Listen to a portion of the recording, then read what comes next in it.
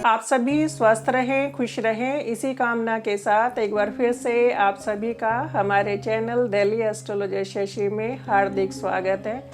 यदि आपने अभी तक हमारा चैनल सब्सक्राइब नहीं किया है तो हमारे चैनल को सब्सक्राइब करें, क्योंकि अपने चैनल पर हम नई नई वीडियो लाते रहेंगे और आप लोगों का ज्ञानवर्धन करते रहेंगे तथा मार्गदर्शन करते रहेंगे। आइए अब चर्चा करते हैं सितंबर मंथ वृषभ राशि वालों के लिए क्या सौगात लेकर के आया है। तो आइए सबसे पहले हम चर्चा करते हैं हेल्थ की, क्योंकि हेल्थ इज वेल्थ।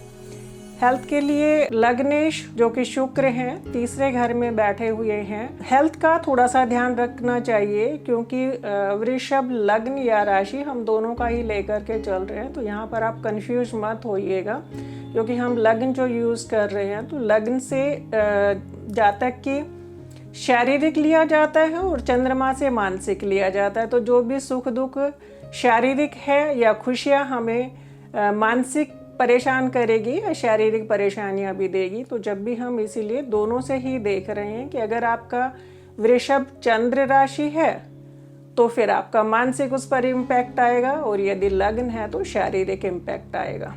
तो जब हम हेल्थ की बात करें तो ये नियम है कि लग्न यदि पाप कत्री में हो, पाप कत्री का मतलब होता है कि दूसरे और 12वें घर में अशुभ ग्रह यदि स्थित है तो लग्न पाप कत्री में आ जाता है। तो इस समय पर वृषभ राशि वालों का 12वें घर का मंगल और दूसरे घर का राहु है, और राहु आप लोगों को पता ही है कि उल्टा ही चलता है।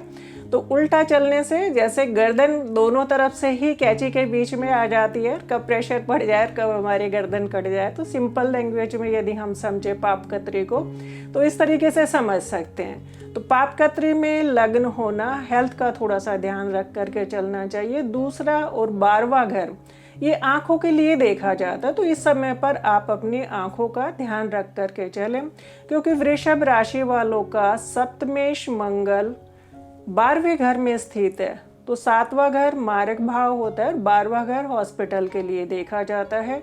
तो स्वास्थ्य का अपना थोड़ा सा ध्यान रख करके चलिएगा, क्योंकि आपका लग्नेश तीसरे घर में बैठे हुए हैं। तीसरा घर होता है पराक्रम का, मेहनत का, यात्राओं का।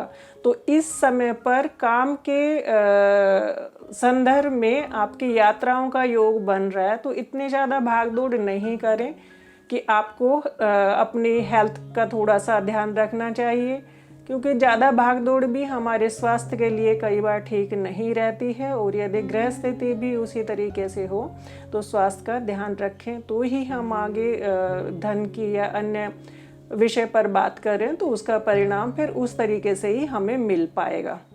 तो थोड़ा सा ध्यान रखिएगा। आइए अब चर्चा करते हैं वेल्थ की। दूसरा, 11वां, 5वां और 9वां भाव धन के लिए देखा जाता है।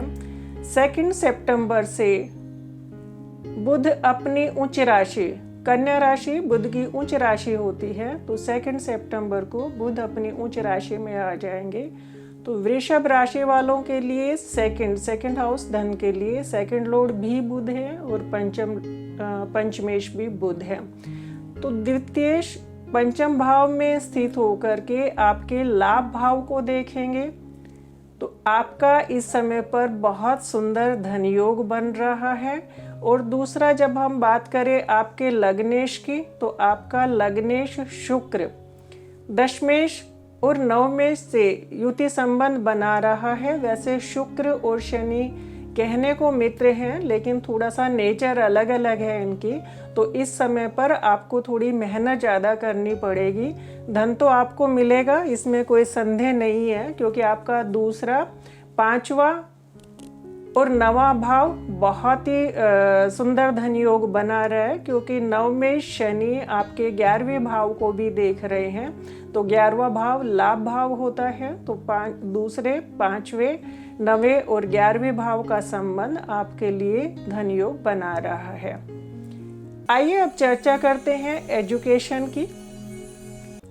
5वां घर एजुकेशन के लिए देखा जाता है और बुध बुद्धि के लिए देखा जाता है। बृहस्पति नॉलेज होती है हमारी।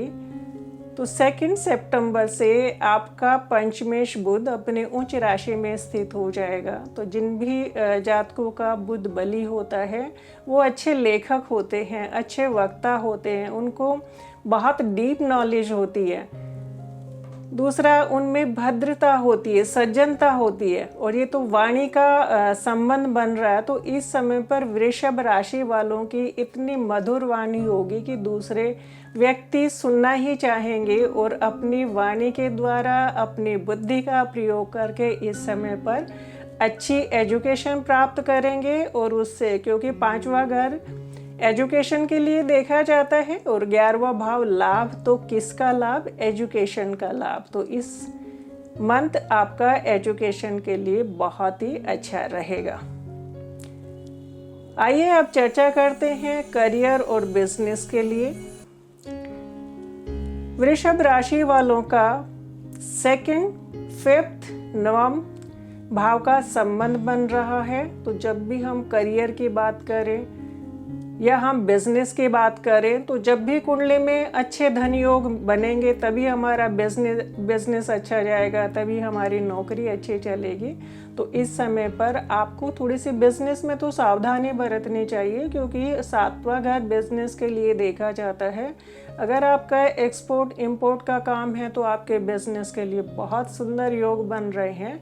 यदि इस प्रकार का कोई काम नहीं है तो पैसे इन्वेस्ट करते हुए थोड़ा सा ध्यान रखिएगा आप। नौकरी की बात करें तो आपका दशमेश, जो कि शनि है, 9वें भाव में स्थित है। धर्म कर्म का राजयोग बन रहा है, बहुत सुंदर धन योग भी होता है और राजयोग भी बनता है। तो इस समय पर आपको आपके कार्य क्षेत्र में अच्छा ही मान सम्मान मिलने वाला है। भागदौड़ तो थोड़ी सी ज़्यादा रहेगी, क्योंकि लग्नेश आपके 3रे घर में है और दशमेश शनि से दृष्ट है। तो भागदौड़ थोड़ी ज़्यादा रहेगी, लेकिन कुछ काम ऐसे होते हैं, कुछ जॉब ऐसी होती है कि हमें अदर स्टेट में जाना पड़ता है, लेकिन कई बार हम मेहनत करते रह जाते, उसका रिवॉर्ड हमें मिलता नहीं। तो इस समय पर आप जो भी मेहनत करेंगे, जो भी भागदौड़ करेंगे, तो उसका आपको फल मिलेगा। यदि आपको हमारी ये वीडियो अच्छी लगी हो तो लाइक करें, शेयर करें, कमेंट्स करें। Thank you.